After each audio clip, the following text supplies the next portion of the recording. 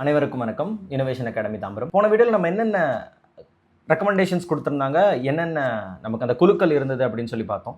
So இப்போ அந்த குழுக்களுடைய பரிந்துரை அப்படின்றத கொஞ்சம் கிறிஸ்பாக பார்த்துடலாம். ஃபர்ஸ்ட் வந்து நான் ஏற்கனவே சொன்ன மாதிரி பல்வந்த்ராய் மேத்தா குழு அப்படின்றவங்க 3 டயர் பஞ்சாயத்தை வச்சுக்கலாம் அப்படின்னு சொல்லியிருந்தாங்க. நான் ஏற்கனவே சொல்லியிருந்தேன் 3 டயர் பஞ்சாயத்து. ஒன்று வந்து கிராம பஞ்சாயத்தாகவும், இன்னொன்று வந்துட்டு பிளாக் லெவலில் சரியா ஒரு ஒருங்கிணைக்கப்பட்ட பல கிராமங்களுக்கு இடையில் ஒரு இடைப்பட்ட பஞ்சாயத்தும், தென் ஒரு மாவட்டத்துக்கும் டிஸ்ட்ரிக்ட் பஞ்சாயத்தும் வச்சுக்கலாம் அப்படின்றது அவங்களுடைய ரெக்கமெண்டேஷனாக இருந்துச்சு. ஸோ அந்த ரெக்கமெண்டேஷனுக்கு இணங்க முதல்ல வந்துட்டு ராஜஸ்தான்லேயும், ரெண்டாவது வந்துட்டு ஆந்திர பிரதேஷ் மாநிலத்திலையும் இந்த 3 டயர் பஞ்சாயத்து சிஸ்டத்தை உருவாக்குனாங்க. ஆனால் அதே சமயத்தில் தமிழ்நாட்டில் பார்த்திங்கன்னா 2 அடுக்கு பஞ்சாயத்து முறை தான் வந்து தமிழ்நாட்டு கவர்மெண்ட் வந்து உருவாக்கியிருந்தாங்க.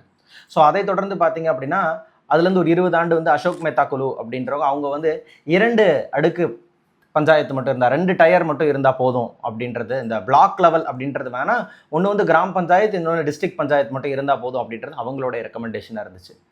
ஸோ அடுத்து அப்படியே அங்கேருந்து 1985 வந்தோம்னா ஜிவிகே ராவ் குழு என்ன சொல்லியிருந்தாங்க அப்படின்னா, கிராஸ் வித்தவுட் ரூட்ஸ் அப்படின்றத அவர் சொல்லியிருந்தார். ஏன் அப்படி சொன்னார்னா, இது வந்து ஒரு பஞ்சாயத்து லெவல், ஆனால் இதில் இருக்கக்கூடிய தலைவர்கள் எல்லாமே பியூரோக்ராட்ஸாக இருந்தாங்க. அதாவது அரசாங்கத்தால் தேர்ந்தெடுக்கக்கூடியவர்களாக இருந்தாங்களே தவிர யாருமே மக்களால் தேர்ந்தெடுக்கப்பட்டவங்க இல்லை அப்படின்னு சொல்லி அவர் வந்து இந்த ஸ்டேட்மெண்ட்டை ஒன்று கொடுத்துருந்தாரு. ஸோ எல்எம் சிங்வி ஏற்கனவே நான் சொல்லியிருந்தேன். எல்எம் சிங்வி என்ன சொல்லியிருந்தார் அப்படின்னா, இதுக்கு கான்ஸ்டிடியூஷனல் ஸ்டேட்டஸ் கொடுக்கணும் அப்படின்றத அறிவுறுத்தி இருந்தார். அது போக இவங்களுக்கு வந்துட்டு நீதி வழங்கக்கூடிய பொறுப்பும் கொடுத்துருந்தா இன்னும் நல்லாயிருக்கும், கூடுதல் சிறப்பு அப்படின்றத எல்எம் சிங்வி சொல்லியிருந்தார். அடுத்த ஆண்டு 1986.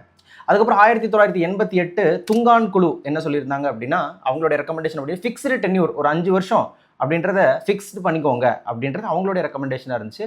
ஸோ அடுத்தது காட்கில் குழு என்ன சொல்லியிருந்தாங்க அப்படின்னா, இது எல்லாத்தையுமே ஒருங்கிணைத்ததான் இந்த காட்கில் குழுவோடைய பரிந்துரைன்னு இருந்துச்சு. 5 வருஷம் ரிசர்வேஷன், சரியா தாழ்த்தப்பட்ட மக்களுக்கும் பெண்களுக்கும் வந்துட்டு ரிசர்வேஷன் கொடுக்கணும் அப்படின்றது இருந்துச்சு. அதுக்கப்புறம் பார்த்திங்க அப்படின்னா 3 அடுக்கு பஞ்சாயத்து முறை தான் சரியாக இருக்கும் அப்படின்னு சொல்லி நாடு முழுவதும் 3 அடுக்கு பஞ்சாயத்து முறையை அமல்படுத்தணும் அப்படின்னு ஒரு ஒருங்கிணைந்த பஞ்சாயத்தாக வந்து அதுக்கு கான்ஸ்டிடியூஷனல் அங்கீகாரம் அப்படின்றத கொடுக்குறாங்க.